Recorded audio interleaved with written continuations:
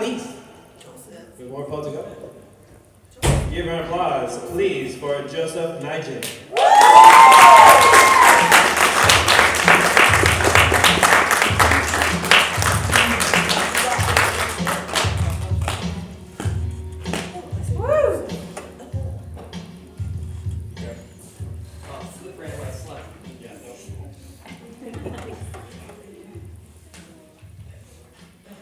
Oh, the thing. Right. Forgot to kiss the mic. He always says that, I never do it. I'm always a bit too far back. The title of my classic piece is A Song of Life by Ella Willa Wilcox. In the rapture of life and of living, I lift up my head and rejoice, and I thank the great giver for giving the soul my gladness of voice. In the glow of the glorious weather, in the sweet-scented, sensuous air, my burdens seem light as a feather. They are nothing to bear. In the strength and the glory of power, and the pride and the pleasure of wealth, for who dares dispute me my dower of talents and time and health? I can laugh at the world and its sages, for I am greater than seers who are sad, for he is most wise in all ages, who knows how to be glad. I lift up my eyes to Apollo, the god of the beautiful days, and my spirit soars off like a swallow and is lost in the light of its rays. Art thou troubled and sad? I beseech you, come out of the shadows of strife. Come out in the sun while I teach you the secret of life. Come out of the world, come above it, up over its crosses and graves. For the green earth is fair, and I love it. We must love it as masters, not slaves. Come up where the dust never rises, but only the perfume of flowers. And your life shall be full of surprises and beautiful hours. Come up where the rare golden wine is, Apollo distills in my sight, and your life shall be as happy as mine is, and as full of light.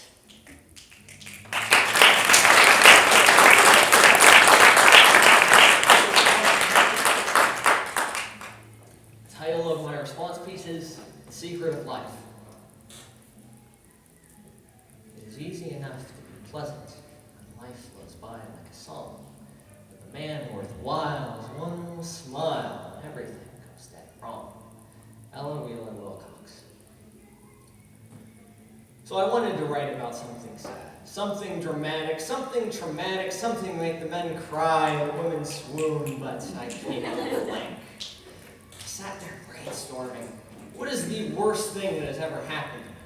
I did it for weeks, maybe for months. I stopped looking the next day to find happiness, and so the next day is a chance to have something terrible happen. Something interesting, something actually worth writing about.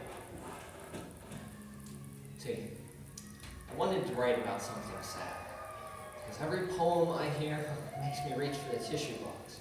Because I see my friends tearing themselves apart, and I can't help them because I don't understand their sorrow, because I've never felt it. I want to feel despair just so I can help them. Some days I feel guilty for grinning my big dumb grin while my friends hide their perfect teeth behind closed lips, never believing that it is their choice to be happy.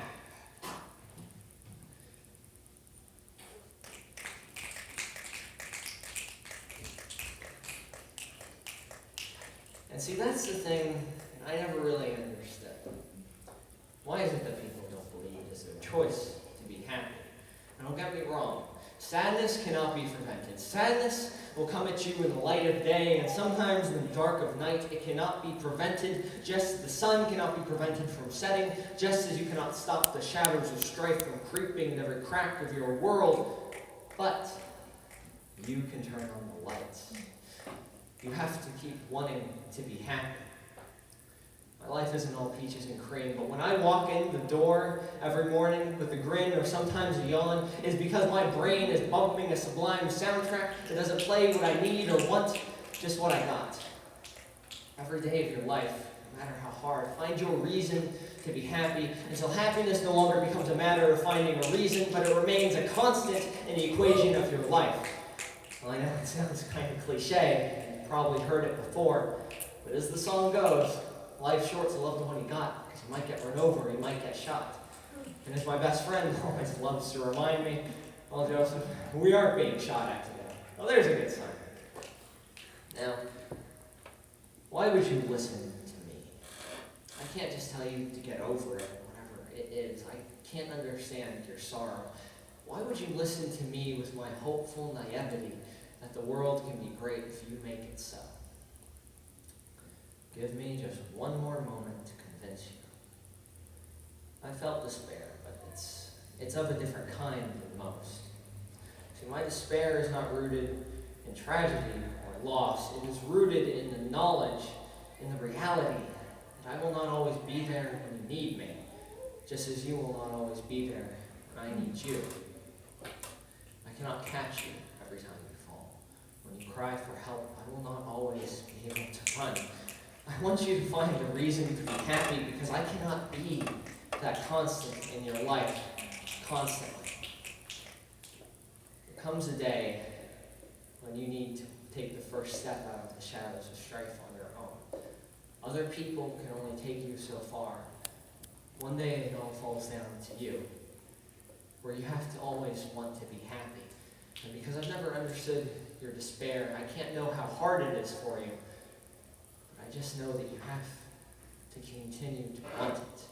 As hard as I try to understand that sorrow, having never felt it, as hard as I try to help you, I only hinder you by guiding your footsteps. My mother once said, if you cannot walk a mile in someone's shoes, do your best to walk a mile beside them. If I cannot always be with you, I will wait on the other side in the sun. And when you reach me, I will not need to teach you that the secret of life is living. And you will know that the first to rise are the last to fall. Woo!